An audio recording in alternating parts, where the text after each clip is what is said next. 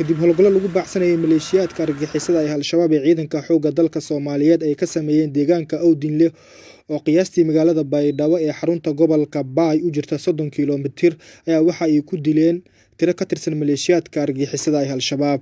Ciidamada xoogga dalka Soomaaliyeed ayaa howlgalkan waxa ay ka sameeyeen qaybo ka mid ah gobolada Baay iyo Bakool waxaana lagu baacsanayay maleeshiyaadka argagixisada ee al-shabaab kuwaas oo lagu tuhunsan yahay inay ku dhuumaaleysanayaan qaybo ka mid ah gobolada Baay iyo Bakool. Taliyaha qaybta 6aad ee ciidanka xoogga dalka Soomaaliyeed Generaal Maxamed Sheekh Cabdullaahi Cismaan ayaa warbaahinta codka ciidamada qalabka sida ee Soomaaliyeed u sheegay in howlgalka uu ahaa mid qorsheysan waxa uu sheegay in sidii loogu talagalay ay u fuliyeen howlgalka. Ciidamada xoogga dalka Soomaaliyeed ayaa waxay maalmihii ugu dambeeyay howlgallo ay ka wadeen qaybo ka mid ah gobolada Baay iyo Bakool howlgalladaas lagu baacsanayay maleeshiyaadka al-shabaab.